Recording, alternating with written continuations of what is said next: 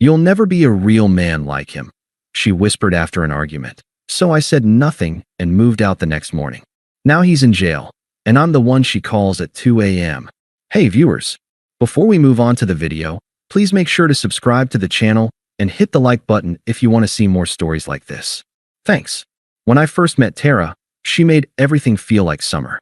She was bright, unpredictable, always talking about travel, live music, and experiencing life to the fullest. I was quieter, an engineer who preferred predictability over chaos, stability over fireworks. At first, she said that's what she loved about me. I balanced her out. That was the phrase she used whenever people asked how a woman like her ended up with a guy like me. We'd been together 3 years. We shared an apartment just outside the city, the kind of place with mismatched furniture and a fridge covered in photos from road trips, birthdays, and every random Sunday we'd spent cooking together. I'd helped her move in, built her desk, co-signed her car loan when her credit was too thin. I didn't see those things as sacrifices. They were just what you do when you love someone. The first small changes came when she joined a new gym. It was supposed to be about mental health, but it quickly became about something else. Her trainer, Kyle, started showing up in every story she told. Kyle says the trick to happiness is pushing past limits. Kyle thinks I've got natural discipline. Kyle says most people waste their potential. At first, I brushed it off.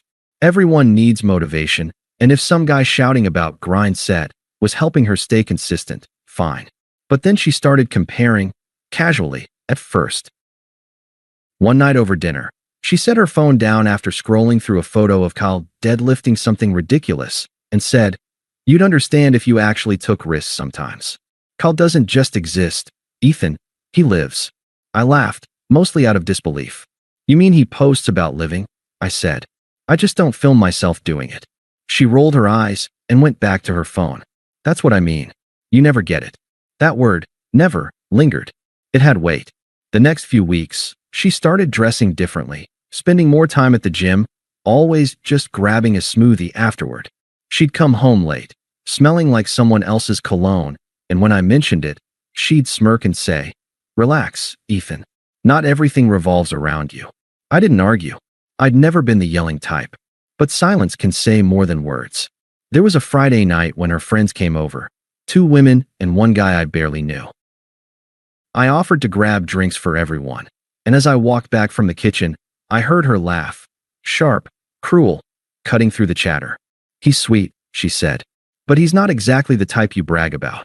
The guy laughed, the girls didn't. When I placed the glasses on the table, she looked at me like I hadn't heard. I smiled anyway.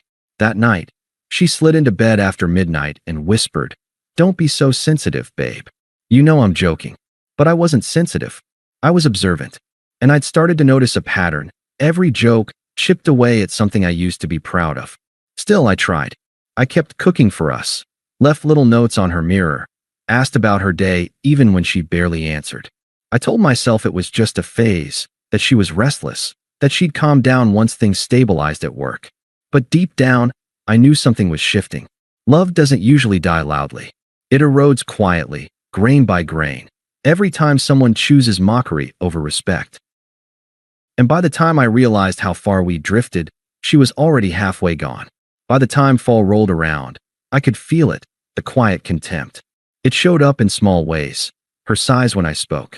The way she'd scroll while I talked about my projects. The subtle smirk when I offered to help with her car or finances. I wasn't stupid. I just wanted to believe that the woman I loved was still in there somewhere. Then came that night, the night everything snapped. We were supposed to go to a friend's birthday dinner. I came home from work to find her pacing in the living room, already dressed in something that looked more like a nightclub outfit than dinner attire. When I asked if she was ready to leave, she just scoffed. "You're really wearing that?" I looked down, dark jeans, button-up, clean shoes. "My usual." "Yeah. What's wrong with it?" "Nothing," she said, with that smirk that always meant everything. You don't really try, do you?" I let it slide. Again. But at the restaurant, she kept pushing. Every time Kyle's name came up, and somehow, it always did, she lit up. Her hand brushed mine under the table once, but her eyes never left her phone. When we got home, I finally said it. "If you respect me, stop bringing that guy up." She looked at me like I was a child interrupting grown-ups. You're jealous again. It's so unattractive when you act insecure. I'm not jealous, I said calmly. I just don't like being compared to some guy who doesn't exist outside your phone. Her voice dropped, cold and deliberate. You'll never be a real man like him. Silence. I didn't yell. I didn't slam doors. I just stared at her, at the woman who used to beg me to never give up on her. She looked away first. Don't make this dramatic, Ethan, she said, walking past me. You always take things too seriously. That was the moment I knew I was done. Not because she insulted me, words fade, but because she didn't even flinch after saying it. That night, she fell asleep with her phone face down on the nightstand. I lay beside her, staring at the ceiling, listening to her breathing slow. At 3:27 a.m., her phone buzzed. A message preview lit up the screen. Kyle, he asleep? That was enough. I didn't need to see more. I got up, showered, dressed, and sat at the kitchen table for an hour, just thinking. No anger. No heartbreak. Just clarity. By sunrise, I'd packed a suitcase, essentials only. Laptop, passport, clothes, my grandmother's watch. I left the keys on the counter. I didn't write a note. Didn't text. Didn't block her. When she woke up, I wanted her to feel the silence. I didn't go far. Just far enough that she couldn't find me if she tried to bump into me by accident. A friend from work had a spare room. Small, quiet, perfect. I spent the first few mornings waking up to actual peace for the first time in months. No passive-aggressive sighs. No judgment. Just quiet. I expected a message within an hour. None came. By noon, a few missed calls. Then a text.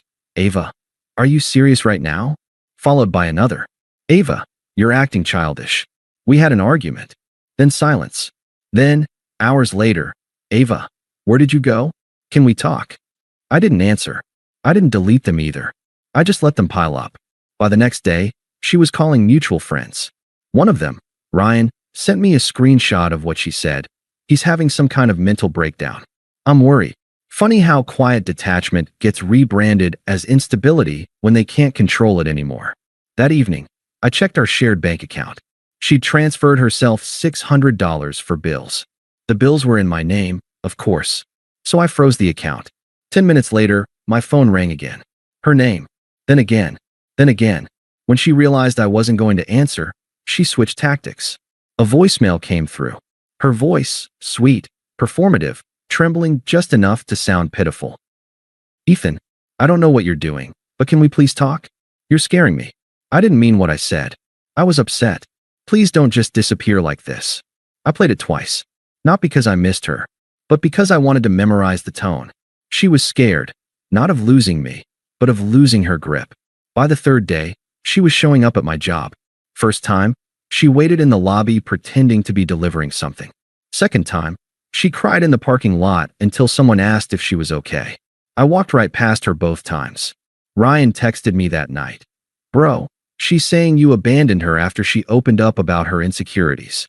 Of course, rewrite the narrative. That's what people like her do when silence hits harder than shouting. But the more she tried to get a reaction, the less I cared. It's incredible how fast love turns into nothing once you see the contempt beneath it. Still, there was one thing that stuck in my mind. Her last voicemail before I blocked her number. You think you're being the bigger person, but you're just proving me right. You'll never be a real man. Real men don't run. I remember sitting there, staring at my phone, almost laughing. She thought I left to escape. She didn't realize I left to end the game. I hadn't spoken to Ava in almost 2 months when I heard from her again. Not directly. Through a coworker of hers, Mia. Apparently, the real man she left me for. The guy with the tattoos, the loud opinions, the constant need to prove himself, had moved into her place. Mia's text came at 11 p.m. Mia, hey, just thought you should know Ava's going through something. That guy she's with, he's not who she thought. I didn't reply. I didn't need to. Because the universe has a way of balancing arrogance with chaos. Still, curiosity got the better of me. I checked Ava's Instagram, something I hadn't done since I left. Her feed, once filled with brunch photos, motivational quotes, and perfectly lit selfies, was quiet. The last post was over a month old. No new stories. No pictures of the real man. Just silence. 3 days later, my phone buzzed. A new message from an unknown number. Unknown. Ethan. It's Ava. Please just hear me out. I almost ignored it, but she sent another right after. Ava, you were right about him. I didn't see it. He's not well. Then, Ava, he broke my phone last week. I had to get a new one. I didn't know who else to talk to. I put my phone down. Sat there. It wasn't satisfaction I felt. Not really. It was confirmation. The kind you don't need to celebrate. The kind that just quietly reinforces the decision you already knew was right. A week later, I got another message. Ava, he got arrested. Bar fight. They're saying it's serious this time. This time, I didn't even open it. But that didn't stop her from trying again. 2 days later, a knock on my door. I opened it just enough to see her face. She looked like she hadn't slept in days. Eyes puffy, makeup gone, hair tied up in a way that screamed, I didn't plan this visit. Ava, can I come in? Me, no. Ava, please, Ethan. Just 5 minutes. I need to explain. Me, there's nothing to explain. She exhaled shakily, like she'd been holding her breath for weeks. Ava, I was wrong, okay? I was so wrong about everything. About him. About you. Me. You told me I'd never be a real man like him. I believed you. She winced like I'd slapped her. Ava, I didn't mean it. I was angry. He said things that got in my head. I thought I needed something more intense. But he's, me, a reflection. Ava, what? Me. Of everything you couldn't admit about yourself. She stared at me like she didn't recognize the person standing in front of her anymore. And maybe she didn't. Ava, please, Ethan, I just need someone to talk to. I don't have anyone left. Me. You made sure of that. She started crying then. Real tears, not the performative kind. The kind that come when the mask slips. Ava, I don't expect you to forgive me. I don't know how to fix any of this. Me. You don't. You live with it. The same way I lived with your contempt. There was a long pause before she whispered, Ava, you really don't care at all, do you? Me. Not anymore. She left then. Quietly this time. No drama. No manipulation. Just the sound of defeat. As the door closed, I realized something. When she said I wasn't a real man, she meant I wasn't the kind of man who needed control, chaos, or validation. She was right. I wasn't. And now, finally, that was my greatest strength. After she showed up at my door, I thought that was it. Her closure attempt. A last scene before she disappeared back into whatever chaos she'd created for herself. But people like Ava don't fade quietly. They linger. They echo. The first sign came through mutual friends. Ryan texted me one afternoon. Ryan, she's been asking about you. Keeps saying she doesn't recognize who you've become. Then, Ryan, she told people you've changed, like it's a bad thing. I laughed at that. Because she wasn't wrong. I had changed. I just didn't need her to approve of it. By that point, I had rebuilt everything she'd chipped away at. I'd gotten promoted at work, joined a weekend hiking group, and started sleeping 8 hours a night for the first time in years. I wasn't chasing happiness. I was living it. Quietly. Then, one night, it happened again. 2:17 a.m. My phone buzzed with a call from an unknown number. I knew. Instinctively. I let it go to voicemail. Then came the text. Ava, Ethan, I can't sleep. I keep thinking about how everything turned out. Can we please talk? I didn't reply. 5 minutes later, another. Ava, he's out now. He keeps texting me. I'm scared. Then another. Ava, I don't know why I didn't listen to you. You were the only person who ever actually cared. I blocked the number. A few days later, she messaged me through Instagram. Ava, you don't have to talk to me. I just want you to know I'm sorry. I miss how safe I felt with you. She started posting again soon after, photos of coffee cups, sunsets, empty captions about growth. And yet every quote she shared seemed like a coded message. You don't realize how good someone is until you ruin it. Some people were your peace, and you mistook them for boredom. She even liked a photo I'd posted, one of me hiking with friends. Then, a week later, a DM. Ava, you look really happy. I'm glad. You deserve it. That was her way in. Her attempt to test if there was a crack left to pry open. So I gave her nothing. Just a scene receipt. A month later, I started dating someone new, Rachel. The kind of woman who asked questions and actually listened to the answers. No games. No tests. No little digs disguised as jokes. And, naturally, that's when Ava decided to reappear again. This time through Ryan, who warned me before she could. Ryan, heads up, She showed up at the coffee shop asking about you. Told me she wants to clear the air. Sure enough, a few hours later, Ava, I heard you're seeing someone. I'm happy for you. But I wish I'd met this version of you. The confident one. I finally broke my silence. One sentence. Me, he's been here all along. You were just too busy looking at someone louder. She didn't respond. Not for days. Until another late-night message came through. Ava, do you ever think about what we could have been if things were different? Me, no. Ava, you used to. Me, I used to believe your words meant something. That one hit her. I could tell from the read receipt that stayed for 5 long minutes before she disappeared from the chat. By that point, her reputation had caught up with her. Everyone knew about the real man, the fights, the police reports, the job she'd lost after missing too many days. Her little empire of superiority had collapsed quietly, and all she had left were fragments of the person she used to look down on. Me, the one who didn't yell, didn't hit, didn't run. The one she said wasn't real enough. And now I was everything she claimed to want. Grounded, composed, unavailable. But she'd never touch that world again. It had been nearly a year since I left when I saw her again, not by choice. A mutual friend, Mia, was celebrating her engagement, and I'd promised to stop by. I didn't even think Ava would be there. But the moment I stepped into the room, I heard that familiar voice behind me. Soft, uncertain, almost rehearsed. Ava, Ethan. I turned around. She looked smaller somehow, not physically, but in presence. The sharp edges were gone. Her confidence had dissolved into a kind of fragile politeness that didn't suit her. Me, Ava. Ava. Wow, it's been a while. Me, it has. There was a pause. She searched my face like she was looking for something she'd misplaced a long time ago. Ava, you look good. Me. Thanks. I feel good. That simple answer threw her off. The last time she saw me, I was broken and quiet. Now I was centered, something she couldn't recognize because she never caused it. She tried to fill the silence. Ava, I've been meaning to reach out again. I know I said things I shouldn't have. That night, when I said you'd never be a real man, I was angry. I didn't mean it. Me, you did. You just didn't expect to hear yourself say it out loud. Her mouth opened slightly, then closed. She looked down. Ava, I thought I wanted excitement. Someone strong. But he wasn't strong. He was just loud. And I confused that for confidence. Me. It's a common mistake. Ava, I keep thinking about how things could have gone differently. You were stable, kind, patient, and I took all of that for granted. She hesitated, then said the thing I knew was coming. Ava, do you ever think we could try again? Just start over? I smiled. Not cruelly, just enough to show peace. Me. No, Ava.